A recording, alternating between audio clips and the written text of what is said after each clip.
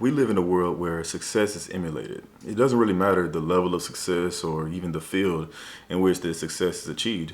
I mean, you can want to look a certain way, so you follow a workout regimen laid out by someone with a great physique or a personal trainer. Or you could want to learn how to get into the stock market, so you would follow the advice of some of the most successful investors that are out there. Everywhere you look, every dream of success that you or anyone you know has ever had is a dream that's already been realized by somebody else. There's a phrase that you're probably familiar with, and it goes, imitation is the sincerest form of flattery that mediocrity can pay to greatness. But what does this really mean for the entirety of the world? Because for every phrase like that one, there's a phrase like, there's nothing new under the sun.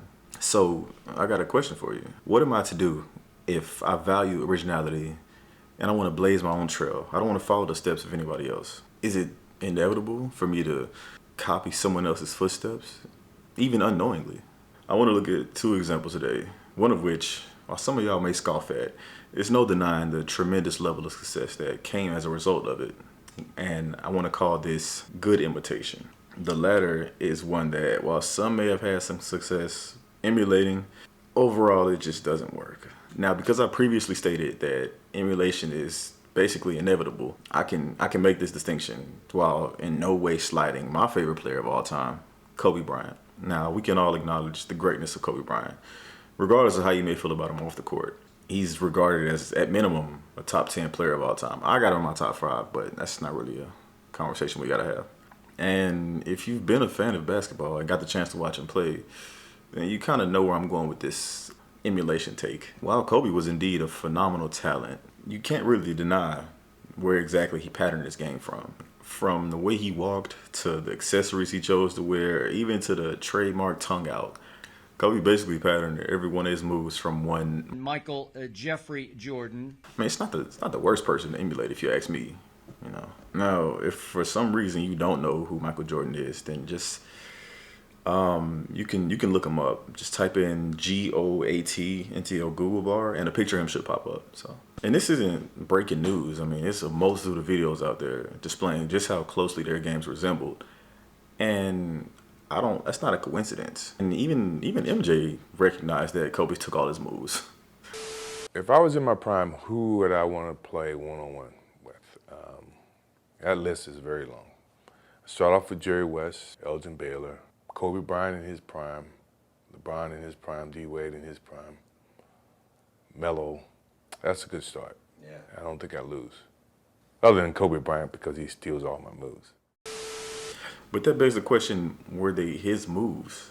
In a short interview Kobe did with Big Boy in the Morning, he talked about how it's a cycle and it's important to take from the greats that came before you.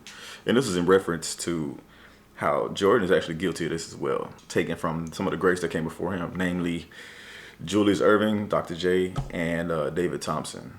Now, it's not really a question of Kobe's greatness. I mean, his accolades speak for themselves.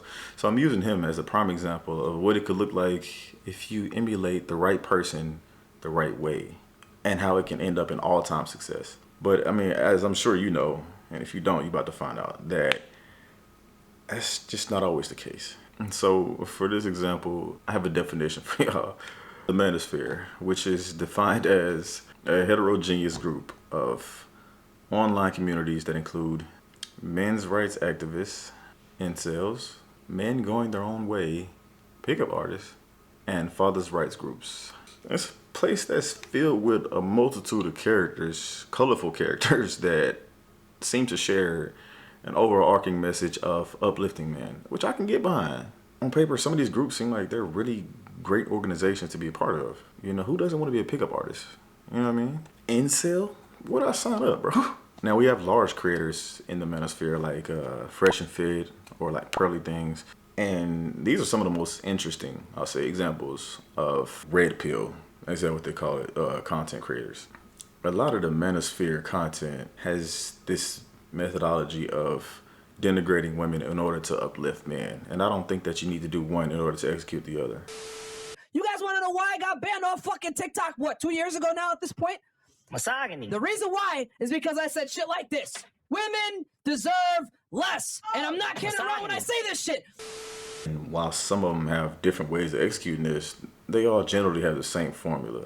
Now, I've tried to find out who can be credited with kind of starting the manosphere, but I don't exactly have a clear answer for that one. So for this case, the individual that I found that tied all of these groups together, at least on YouTube, is one Kevin Samuels. I mean, I like to attribute him with fathering all of these individuals on YouTube that tend to follow his exact same blueprint that he used to do. So what he would do is he would bring guests on and have them combat his talking points.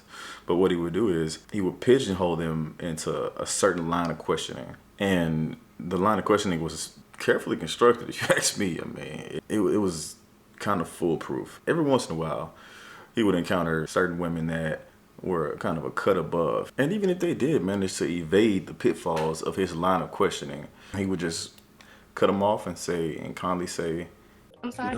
We don't overtalk.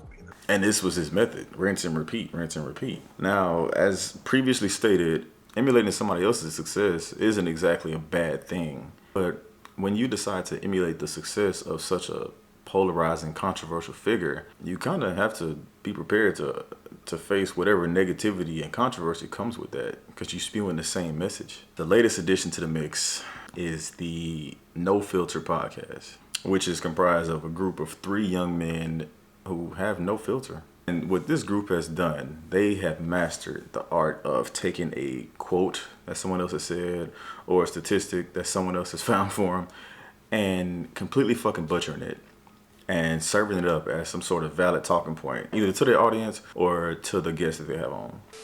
Generally speaking, a man has to create his own value. Yes. Whereas a beautiful woman just has that intrinsic value just by being there. Women are born with value. Men have to create their own. And the reason why is because men have to create their value. Men have to become attractive. Women don't.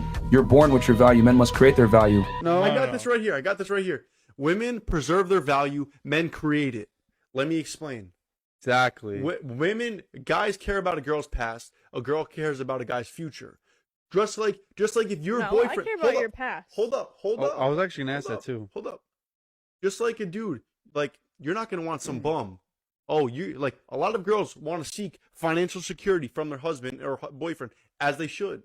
But all we ask for, you don't fucking sleep around fucking 50 dudes. Not only are they emulating a poor example for success, they're doing a terrible fucking job at it as well. Parroting another person's ideology in the most incoherent form imaginable. And it's honestly a disservice to those that can at least articulate the talking points that they got from somebody else. And this is not to shit on them or nothing like that, but this is just a poor example of how to emulate and who to emulate. In life, people emulate the end result, not the process. The end result is what they see, and they emulate that. There's little to nothing in this world that you can do that hasn't been done already. And that's okay. Take me recording this video, for instance. I know for a fact somebody else has recorded a video very similar to this and had the exact same ideas that I'm having. Or had a conversation with someone where they said the exact same things that I'm saying. Whatever goals you have in life, whatever steps you have to take, will most likely have you following in someone else's previously laid out footprints. And that's okay. You might end up garnering huge success, or you might end up spewing nonsense on a podcast. The choice of what path you want to take is ultimately up to you, and it always has been. If you want to emulate someone else knowingly, there's nothing wrong with that, because you're probably going to emulate someone else unknowingly. But no matter what, it's going to be different because you are the first you to do it. Let me know what y'all think in the comments. My name is Tyon, and thank you for watching.